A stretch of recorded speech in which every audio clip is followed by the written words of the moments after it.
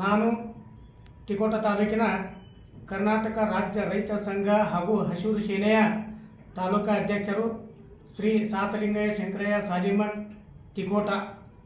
ನನ್ನ ಅನಂತ ನಮಸ್ಕಾರಗಳು.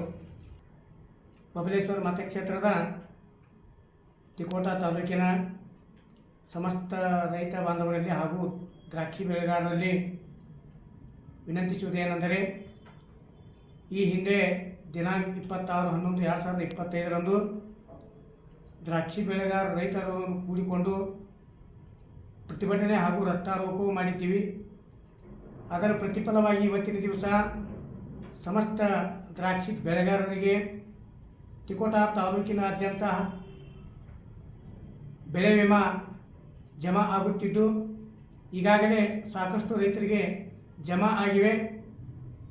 ಈ ಪ್ರತಿಭಟನೆಗೆ ಸಹಕರಿಸಿದ ರೈತ ಬಾಂಧವರಿಗೆ ಹಾಗೂ ಪೊಲೀಸ್ ಇಲಾಖೆಗೆ ಹಾಗೂ ತಹಸೀಲ್ದಾರರಿಗೆ ಹಾಗೂ ತೋಟಗಾರಿಕೆ ಇಲಾಖೆಯ ಅಧಿಕಾರಿಗಳಿಗೆ ನಾನು ತುಂಬ ಹೃದಯದಿಂದ ಕೃತಜ್ಞತೆಗಳನ್ನು ಸಲ್ಲಿಸುತ್ತೇನೆ.